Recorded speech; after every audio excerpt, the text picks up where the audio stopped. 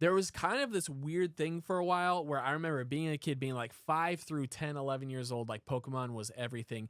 But then all of a sudden it's like, I'm 12 years old. I'm a fucking big kid. I don't play that pussy ass Pokemon shit. I play Yu-Gi-Oh. A little bit. I wasn't influenced into it. It was just like, well, there's all these new Pokemon that look like absolute diarrhea. There's a Pokemon that's a literal trash bag. I was like, you know what?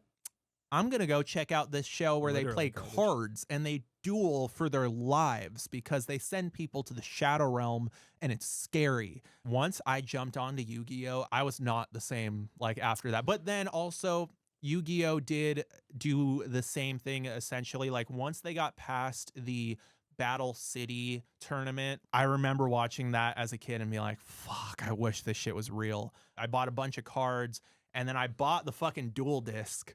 And I thought I was so badass until I realized I had no friends that would buy a dual disc so I could duel with them with my dual disc. Either way, dual discs still fucked. What I remember doing, because I didn't have many Pokemon cards, but what I would do was I would always like try to fantasy book even as a 10-year-old, like being like, okay, this monster versus this Pokemon. And I would do like squash matches. I would be like, all right, let's summon all 5 pieces of Exodia the Forbidden One.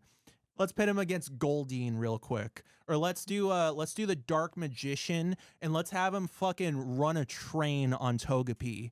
Or, you know, maybe on the opposite. Let's have Onyx go up against the fucking Dark Magician Girl, which, by the way, Dark Magician Girl cosplays, I've been seeing more and more of them pop up. Anyway, with all that said, I would fantasy book all the way back then. So you guys in 2025 that are trying to do like, oh, little John Cena versus MJF, like, motherfucker, He was doing Blue Eyes White Dragon Swanton Bombs on the fucking Jigglypuffs.